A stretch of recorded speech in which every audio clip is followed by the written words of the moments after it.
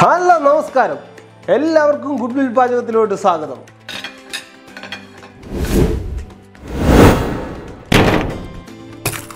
ഇന്ന് നമ്മളിവിടെ തയ്യാറാക്കാൻ പോകുന്നത് കോട്ടയം സ്റ്റൈലിൽ ഒരു അടിപൊളി വരാൽ കറിയാണ്.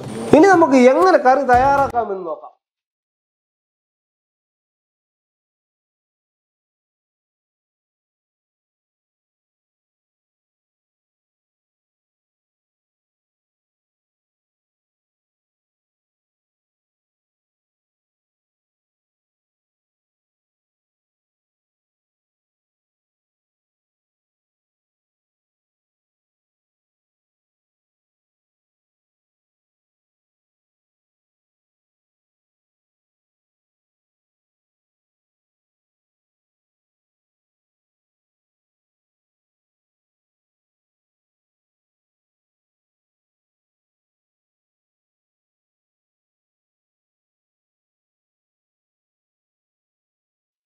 നമുക്ക് കറി ഉണ്ടാക്കാനുള്ള ചട്ടി ചൂടായിരിക്കുകയാണ്. നമുക്ക് ചട്ടിയിലോട്ട് വെളിച്ചെണ്ണ ഒഴിച്ചു കൊടുക്കാം.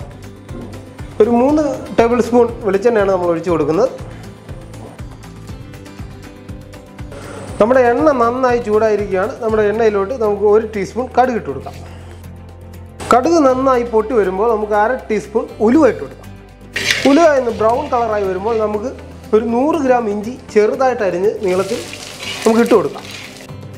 ഇഞ്ചിയുടെ കൂട്ടത്തിൽ തന്നെ നമ്മൾ 100 ഗ്രാം വെളുത്തുള്ളി എടുത്ത് വെച്ചിട്ടുണ്ട്. വെളുത്തുള്ളി ഇട്ട് കൊടുക്കാം. ഇഞ്ചിയും വെളുത്തുള്ളി ബ്രൗൺ കളറായി വരുന്നിടം വരെ നമുക്ക് ഇളക്കി കൊടുക്കാം.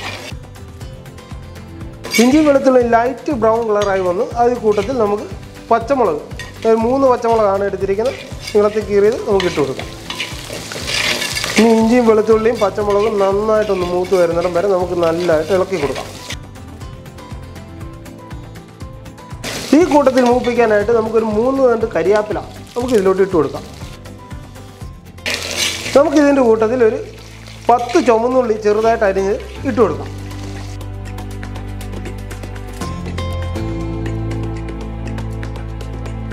നമ്മളിപ്പോൾ ഇതിലിട്ടിരിക്കുന്നത് ഇഞ്ചി, വെളുത്തുള്ളി, പച്ചമുളക്, ചുവന്നുള്ളി ഇത്രയാണ്.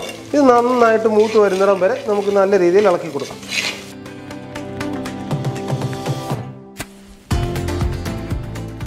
നമ്മുടെ ഇഞ്ചിയും വെളുത്തുള്ളിയും പച്ചമുളകും ചുവന്നുള്ളിയും കരിയാപ്പിലയും എല്ലാം നന്നായിട്ട് വാടി വന്നിട്ടുണ്ട്. നമുക്കിതിലോട്ട് ഒരു ലേശം വെള്ളം ഒഴിച്ചു കൊടുക്കാം.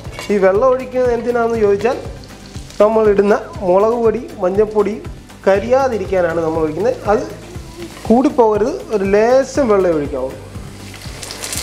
തീ കുറച്ചിട്ട് പ്രത്യേകം ശ്രദ്ധിക്കണം. തീ കുറച്ചിട്ടിട്ടേ നമ്മൾ വെള്ളം ഒഴിക്കാവുള്ളൂ. നമുക്കിനി ഇതിലോട്ട് 1.5 ടേബിൾ സ്പൂൺ കാശ്മീരി ചില്ലിയാണ് ഇടുന്നത്, ഇട്ടുവിടാം. നമുക്ക് 1 ടീസ്പൂൺ സാദാ മുളക് പൊടി ഇട്ട് കൊടുക്കാം. ഒരു 1/4 ടീസ്പൂൺ മഞ്ഞൾപ്പൊടി ചേർത്ത് കൊടുക്കാം. ഇനി ഇത് നന്നായിട്ടൊന്ന് നല്ല രീതിയിൽ മിക്സ് ചെയ്തെടുക്കാം. നമുക്കിനി ഇതൊരു ചെറിയ ഫ്ലെയിമിൽ നമുക്ക് നന്നായിട്ട് നമ്മൾ ഇട്ട മസാല നല്ലതായിട്ട് മൂപ്പിച്ചെടുക്കാം. ഈ മുളക് പൊടി നന്നായിട്ട് മൂക്കണം, അല്ലെ പച്ചമണം നിൽക്കും. അതുകൊണ്ടാണ് നമ്മൾ ചെറു ഫ്ലെയിമിൽ നന്നായിട്ട് മൂപ്പിച്ചെടുക്കുന്നത്. നമ്മുടെ മസാല നന്നായിട്ട് മൂത്ത് വന്നുകൊണ്ടിരിക്കുകയാണ്. നല്ല രീതിയിൽ ഇളക്കി കൊടുക്കാം. നമ്മുടെ മസാല നല്ല രീതിയിൽ മൂത്ത് വന്നിട്ടുണ്ട്. നമുക്കിനി ഇതിലോട്ട് നമ്മൾ എടുത്തു വെച്ച കുടംപുളി, ഞാനിവിടെ ഒരു 5 ചെറിയ കഷ്ണം കുടംപുളിയാണ് എടുത്തിരിക്കുന്നത്. നമുക്കത് ഇതിലോട്ട് ചേർത്ത് കൊടുക്കാം.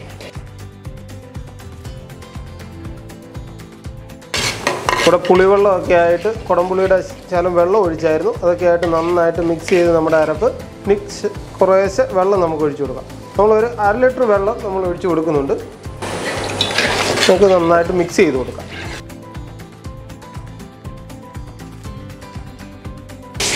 നമുക്കിനി കറിക്ക് ആവശ്യമായിട്ടുള്ള 1 ടേബിൾ സ്പൂണാണ് എടുത്തിരിക്കുന്നത്. 1 ടേബിൾ സ്പൂൺ ഉപ്പ് നമുക്ക് ചേർത്ത് കൊടുക്കാം. നന്നായിട്ട് ഇളക്കി കൊടുക്കുക. ഇനി നമ്മൾ കഷ്ണങ്ങളാക്കി വെച്ചിരിക്കുന്ന നമ്മുടെ വരാൽ ഇതിലോട്ട് ഇട്ട് കൊടുക്കാം.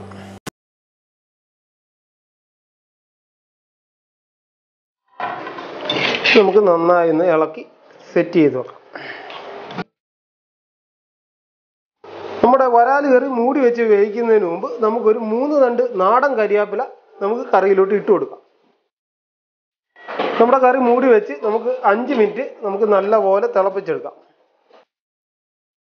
നമ്മുടെ കറി 5 മിനിറ്റ് നന്നായിട്ട് തിളച്ചിരിക്കുകയാണ്. നമുക്കിനി മൂടി മാറ്റി നോക്കാം.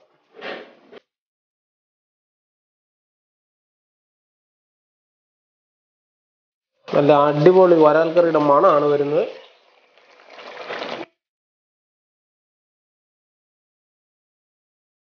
നമ്മുടെ വെട്ടി തിളച്ച് നിൽക്കുന്ന നമ്മുടെ വരാൽ കറിയിലോട്ട് ഒരു 1/4 ടീസ്പൂൺ ഒരു ഉലുവാപ്പൊടി, നമ്മൾ നല്ല വറുത്ത് പൊടിച്ച ഉലുവാപ്പൊടിയാണ്, അത് നല്ലതായിട്ട് വിതറി കൊടുക്കുക.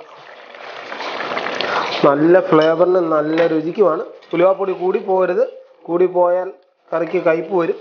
ഒരു നുള്ള് ഇട്ടാൽ മതി.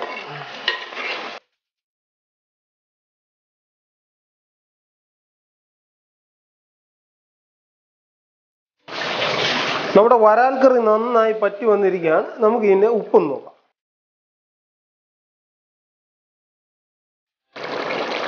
ഉപ്പും പുളിയും എല്ലാം പാകത്തിനാണ്.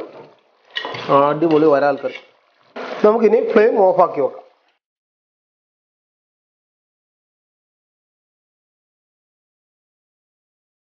അങ്ങനെ നമ്മുടെ കോട്ടയം സ്റ്റൈൽ വരാൽ കറി റെഡി ആയിരിക്കുകയാണ്. ഇത് എല്ലാവരും വീട്ടിലൊന്ന് തയ്യാറാക്കി നോക്കുക. ഇന്നത്തെ നമ്മുടെ വരാൽ കറി നിങ്ങൾക്ക് ഇഷ്ടമായെങ്കിൽ നിങ്ങൾ തീർച്ചയായും ലൈക്ക് ചെയ്യുക, ഷെയർ ചെയ്യുക, സബ്സ്ക്രൈബ് ചെയ്യുക. കൂട്ടത്തിൽ ആ ബെല്ലൈക്കണും കൂടെ ഒന്ന് അമർത്തുക. Thank you.